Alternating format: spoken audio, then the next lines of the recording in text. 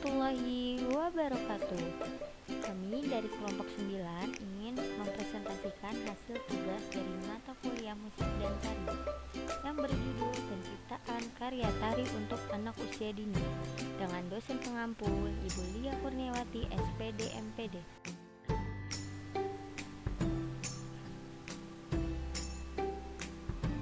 Baik, sebelum presentasi ini kami mulai, izinkan kami untuk memperkenalkan diri. Kami dari kelompok 9 yang terdiri dari Ibu Reti Mardiana dan Hildatul Nurmainah dan Nur Heni.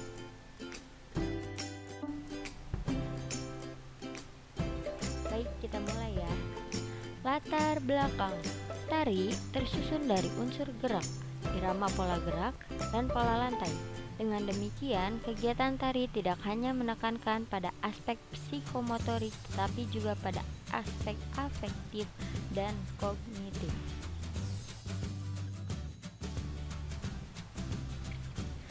Karakteristik tari. Karakteristik tari bersifat 1. Sederhana, 2.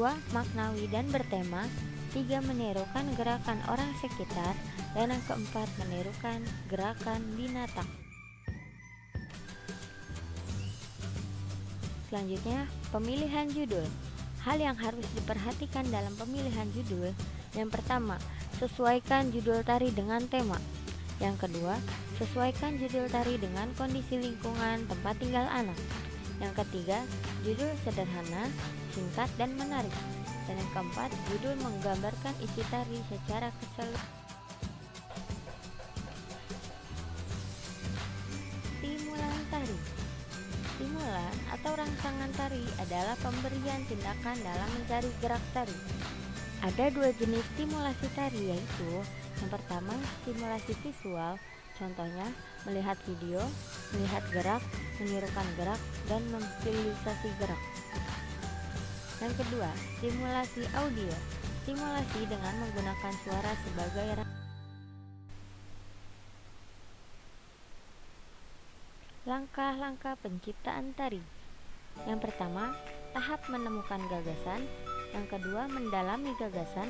Dan yang ketiga, mewujudkan gagasan dan komunikasi karya pada orang lain dalam kegiatan pementasan tari.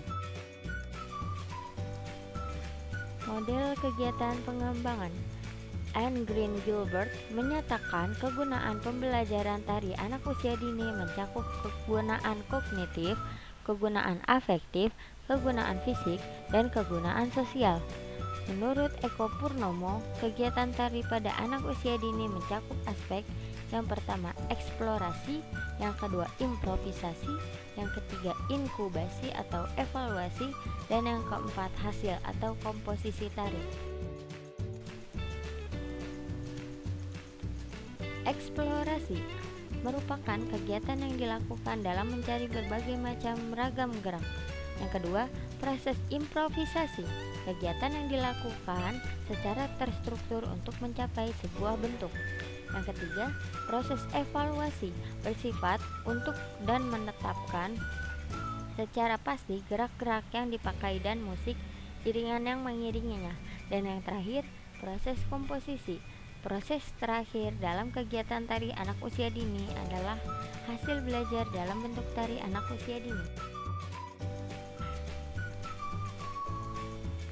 Aspek struktur tari.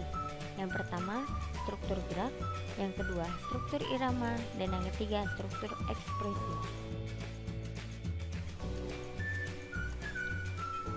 Struktur gerak. Yulianti Parani membagi gerak menjadi 10 poin pengembangan, yaitu: yang pertama, gerak sebagai akibat kesadaran dari tubuh atau anggota tubuh. Contohnya, berjalan, melompat, berlari, berjingkat. Dan yang kedua, gerak sebagai akibat kesadaran waktu dan kekuatan atau daya. Contohnya, gerak bergantian. Yang ketiga, gerak sebagai akibat kesadaran ruang. Contohnya, meniru gerak pesawat terbang. Yang keempat, gerak sebagai akibat kesadaran pengaliran berat badan dalam ruang dan waktu. Contohnya, lompat katak. Yang kelima, gerak sebagai akibat kesadaran kelompok dan formasi berkelompok berdua, bertiga, dan lain-lain. Contohnya, gerak bercermin. Yang keenam, Gerak sebagai akibat penggunaan daya kekuatan yang bersumber pada lengan dan tangan. Contohnya, menirukan gerakan terbang tapi diam di tempat. Yang ketujuh, gerak sebagai akibat irama yang bersifat fungsional. Contohnya, jalan atau langkah ganda. Yang kedelapan, gerak sebagai akibat bentuk tertentu di dalam tubuh. Contohnya, membentuk lingkaran dengan tangan bergandengan. Yang kesembilan, gerak sebagai akibat rasa ringan sebagai ingin lepas dari lantai. Contohnya, melompat, meloncat, berlari, kemudian melompat. Dan yang terakhir, gerak yang dituntut oleh kualitas ekspresif. Contoh, mimik sedih.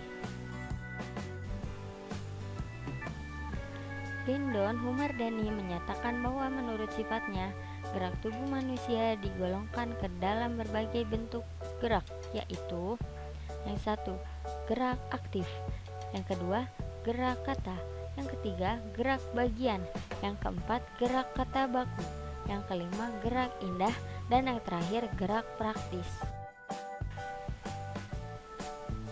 Struktur musik atau iringan antara tari dan musik, keduanya bagai dua sisi mata uang yang tidak dapat dipisahkan. Dobler menyatakan bahwa musik telah menjadi tergabung dengan gerak, maka musik adalah satu yang terpenting dari semua partner tari. Struktur ekspresi. Pelaku tari harus memiliki kemampuan mengolah jiwa untuk kemudian dileburkan dalam tari untuk kemudian diekspresikan melalui bahasa gerak dan perubahan roman muka.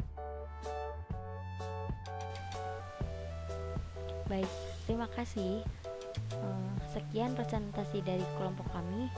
Semoga banyak ilmu yang didapat dari presentasi kami ini. Kurang lebihnya mohon maaf. Wassalamualaikum warahmatullahi wabarakatuh.